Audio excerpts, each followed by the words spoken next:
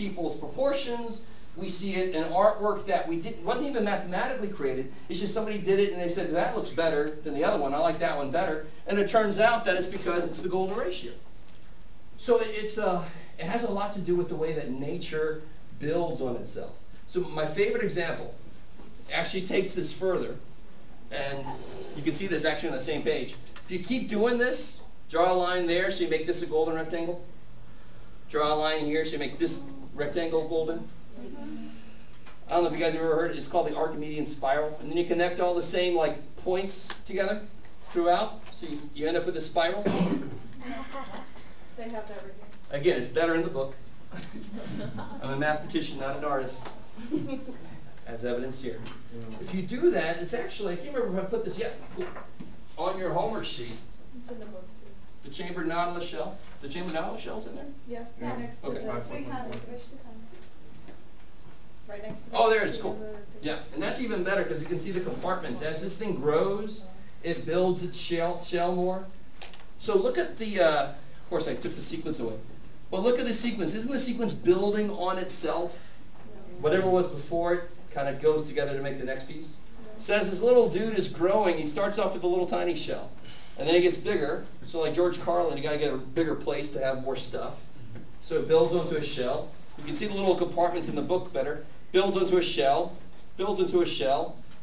So it's nature naturally doing what that sequence does mathematically. It's building on itself. And that's, to me, it's silly cool. Rectangles. Make rectangles. Draw the corners together and you get something that occurs naturally. That's silly. Right? Something else is if you take like a pine cone or a pineapple. You ever had pineapple, you had to cut it open yourself? And on the sides there's those little, I think they're hexagon pieces. And you can see they make a little spiral. Yeah. If you count the number in that spiral, it will be an element from the Fibonacci sequence. Or the pine cone the same way. And I remember the first time I taught this course, as I was jogging around, one of the coolest things is if you look at a tree, most trees, as they grow, what will happen is it'll branch off into two, then this will branch off into two. So right here there's two, here there's three total, and then this will branch off into two maybe, this will branch off into two, this will keep going. Now there's five.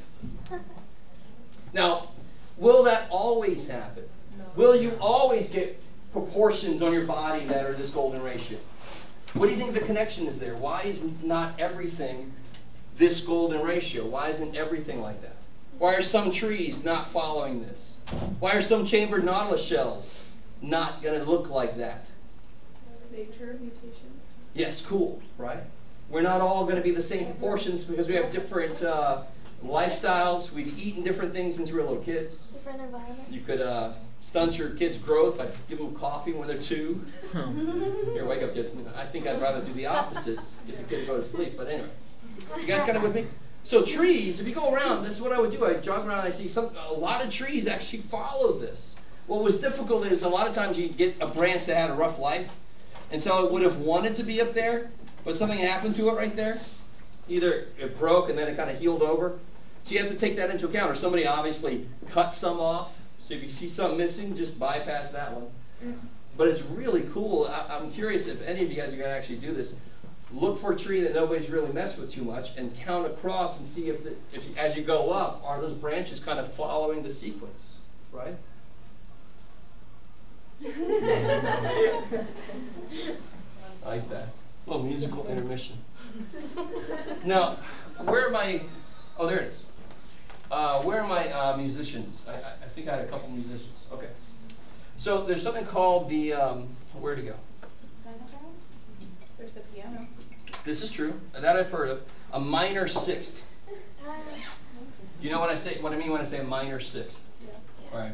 For me, I don't know. I always have to remind myself because I like to listen to music, but I can't really make good music. So the note A is 440 vibrations per second. Now, for me, that's great. That's physics. I love it.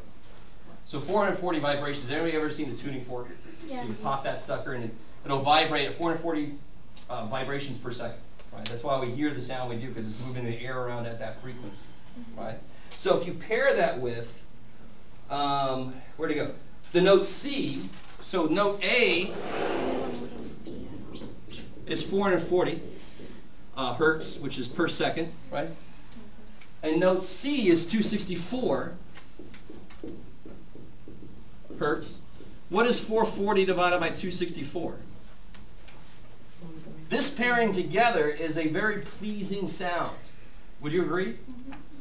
So I got a musician to back me up, because if I were you, I wouldn't listen to a mathematician talking about music necessarily, even though there's a lot of math and music. But that's a pleasing sound. And what is 440 divided by 264? 1.666. Holy crap. Well, on one level, that's like evil. But that's pretty damn close to 1.618, right? Maybe the reason it's not perfect is because we made A 440, and if we would have made it a little bit different, we could even made it sound better. The closer the ratios of frequencies are to the golden ratio, the better they sound to our ear. So when you wake up in the morning, your alarm clock goes, that's ratios of frequencies that are nowhere near this number. That's why they sound so terrible. It wakes you up. It does its job, of course, right? Now, you guys get a feel for this? Now, if I'm you, I might be a little worried about the homework, but don't. The homework basically takes you through the sequence and makes you do some certain things. It's not a big deal. It makes you measure some stuff too. And I wish I would have brought my what do you call it? My meter stick, right? Because I always like these rectangles here. These are really nowhere near a golden rectangle. If you take the length divided by the height, and this it really isn't pleasing, but what's funny is in the rooms where you have chalkboards, the chalkboards are closer to the golden ratio, right? And one time I asked a student of mine, we looked up, we tried to find the measurements for billboards, like a generic billboard measurement. And those were actually not near the golden ratio. So I always thought, what if somebody started making golden ratio measured billboards? Would it catch people's eye better? Would it be more aesthetically pleasing? Probably. Well, but they make them so they're not the golden ratio because they stick out. Maybe, but I don't know if I want to. Oh, I'm annoyed. Oh, okay, I'm never going there.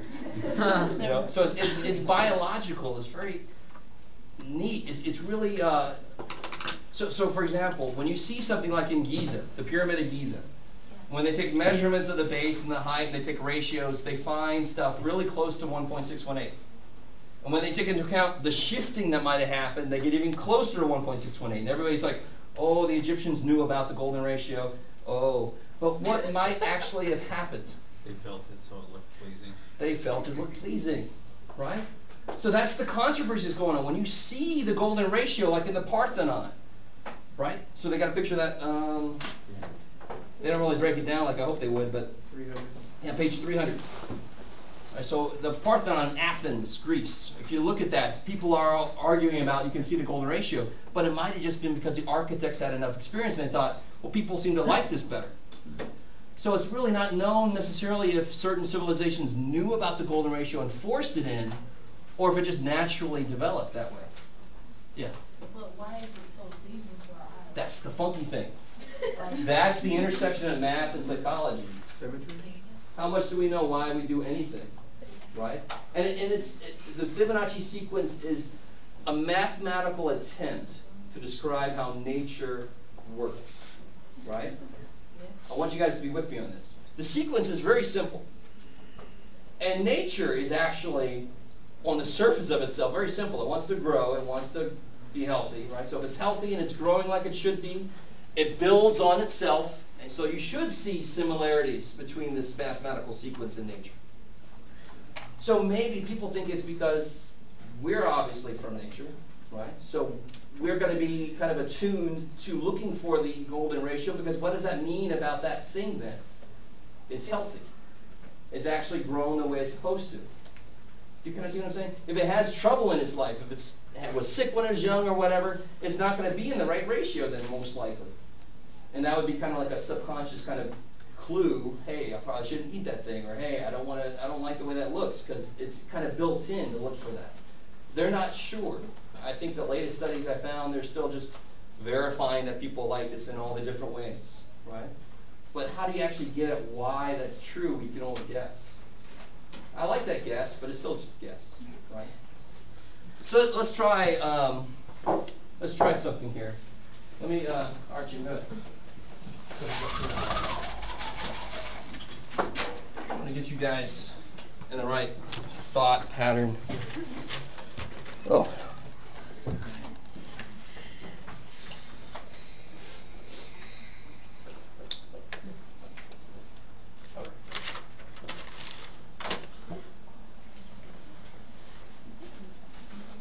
So what do you guys, somebody give me like a hobby or an interest?